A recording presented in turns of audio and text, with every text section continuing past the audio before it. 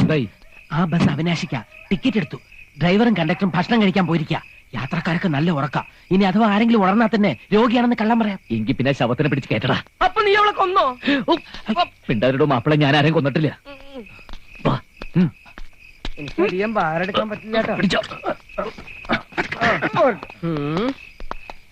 Police ஜீப்ல diesel இல்லைன்னு சொல்ற தப்பு. പമ്പ അടിച്ചു പോച്ചു സാർ. பேலன்ஸ் வலிச்சுக்கூடா. എന്തൊരു വെയിറ്റ് ആയി ശവത്തിന്. இந்த வண்டி செக் பண்ணு. டிரைவரை തന്നെ കണ്ടുപിടിച്ചിട്ട് വാ.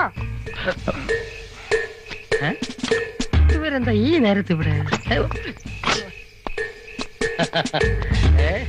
എന്താ ജീവൻ ഇവിടെ എല്ലാരുമായിട്ട്? ഞങ്ങൾ വെറുതെ കാറ്റുകൊള്ള ഇറങ്ങിയതാ. ഞാൻ നൈറ്റ് പെട്രോളിങ്ങിന് ഇറങ്ങിയതാ. ഞങ്ങൾ പെട്രോൾ തീർന്നിട്ട് നിൽക്കുക. ഓ വെരി ഗുഡ്. എന്നാ പിന്നെ തമ്പാൻ ചെല്ല്.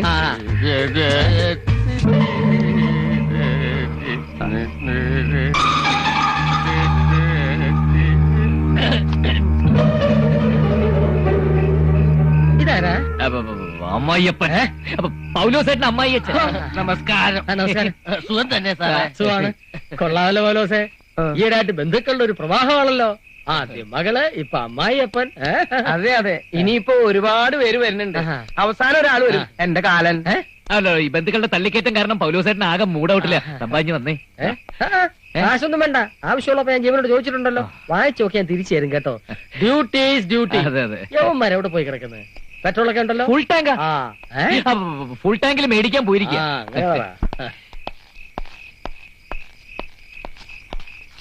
പോയി. നമസ്കാരം. പോയടാ. അവളവിടെ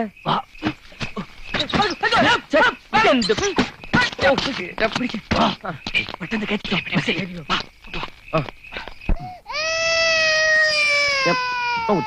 കുടിച്ചടാ. ഇതൊക്കെ എന്തിനാ? മോന് കൊടുക്കാൻ. ഓ, ഇപ്പൊ എനിക്ക് തോന്നുന്നു ഇതിലും ഭേദാ പെണ്ണായിരുന്നു. പിന്നെ എന്തിനാ ആ പെണ്ണിനെ കൊണ്ടുപോയി കളഞ്ഞത്? ഇവിടെ തന്നെ നിർത്തായിരുന്നില്ലേ?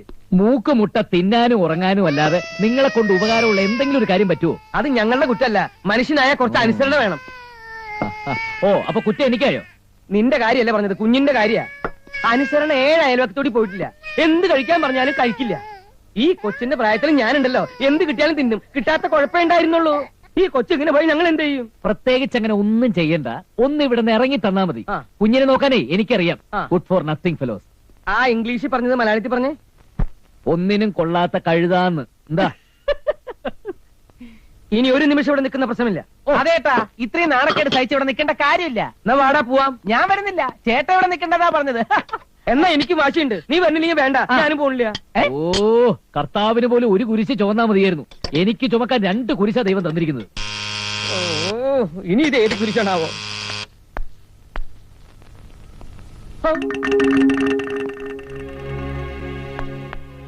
വേറൊരു കുരിശ് കൊടയും പിടിച്ചു വന്നിരിക്കണു. ആര്? ആരായിരിക്കും? എനിക്കെങ്ങനെ അറിയാം? ഞാൻ പറയട്ടെ. പറ്റില്ല. അയ്യോ, ഇനിയിപ്പോ നമ്മൾ എന്ത് ചെയ്യും? മോൻ ഉറങ്ങുകയാണെന്ന് പറഞ്ഞാൽ മതി. അതല്ലടാ, അവൾ എവിടെയെന്ന് ചോദിച്ചാ നമ്മള് കുടുങ്ങിയത് തന്നെ.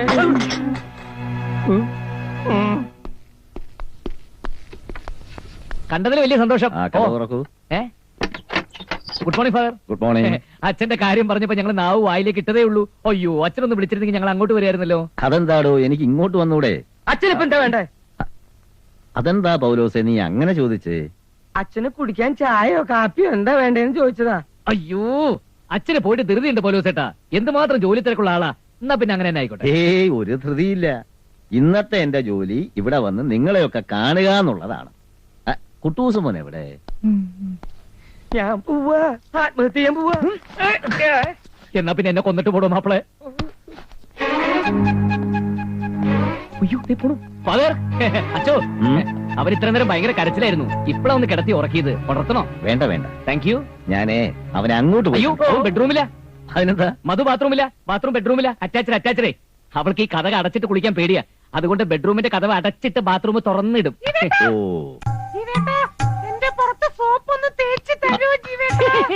നീ ഇവിടുന്ന് വേഗം ഇറങ്ങി വന്നേ. ഇതാരാ വന്നിരിക്കുന്നത് നോക്കിയേ, നമ്മുടെ അച്ഛൻ. അച്ഛനെ കാണാൻ എനിക്ക് കൊതിയായി. അച്ഛനോട് ഒരു 4 മണിക്കൂർ ഇരിക്കാൻ പറയൂ ജീവേട്ടാ. 4 മണിക്കൂർ കുളിയോ? മധുവിന്റെ കുളി അങ്ങനെ അച്ചോ.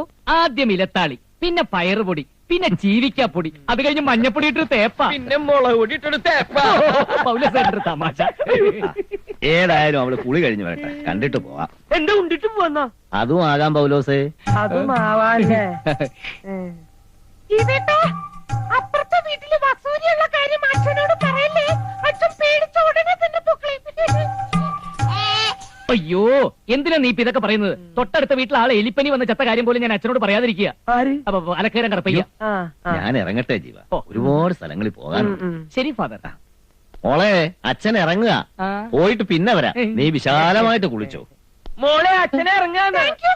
ആ, താങ്ക് യു. ആ, പിന്നെ എന്റെ കൂടെ ആള് കൂടെ ഉണ്ട്. അയ്യോ, പുറത്ത് നിൽക്കുക, പരിചയപ്പെടുത്താൻ മറന്നു. അപ്പൊ വിളിച്ചുകൊണ്ട് വരായിരുന്നില്ലേ അച്ഛോ? വിളിക്കാം.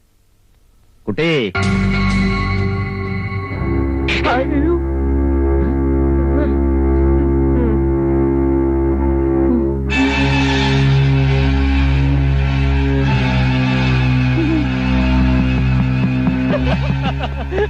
അച്ഛൻ പേടിച്ച് ഓടിക്കളഞ്ഞില്ലേ?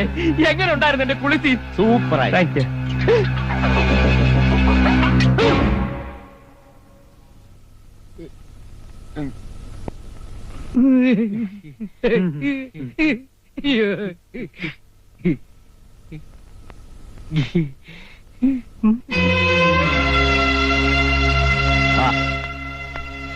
ഈ പെണ്ണ് നിന്റെ ആരാ?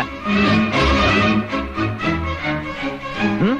അത് പിന്നെ അച്ഛൻ ഞാൻ നീ താലി കെട്ടിയ ഭാര്യ. അന്തസ്സുള്ള ഒരു ഭർത്താവ് ചെയ്യുന്ന പ്രവൃത്തിയാണോ നീ ചെയ്തത്? ക്ഷമിക്കണം അച്ഛ, ഒരു അബദ്ധം പറ്റിയ ഇവരെക്കാൾ പ്രായവും പക്വതയുള്ള ആളല്ലേ പൗലോസേ താൻ? താനും ഇതിന് കൂട്ടുനിന്നത് അത്ഭുതം. ഞാൻ കുഞ്ഞിനെ ഏൽപ്പിക്കുമ്പോഴേ ജീവനോട് പറഞ്ഞതാ, ഈ പ്രായത്തിൽ കുട്ടികൾക്ക് അമ്മയുടെ പ്രസൻസ് ആവശ്യമെന്ന്. കുഞ്ഞിനെ അവൾ എടുത്തതിന് വഴക്കു പറഞ്ഞതോ പോട്ടെ, വീട്ടിൽ നിന്ന് ഇറക്കി വിടുമെന്ന് പറയാൻ പാടുണ്ടോ? ഇറങ്ങിപ്പോകാൻ എവളും.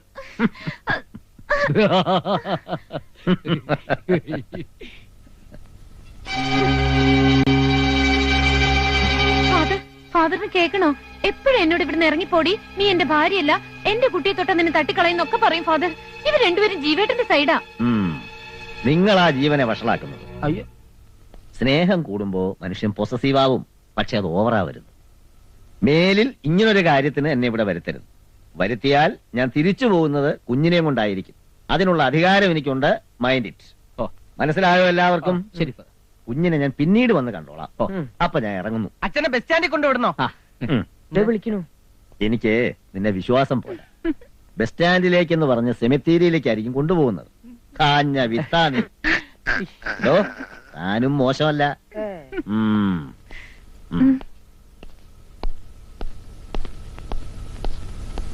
ഛീ, ഛീ.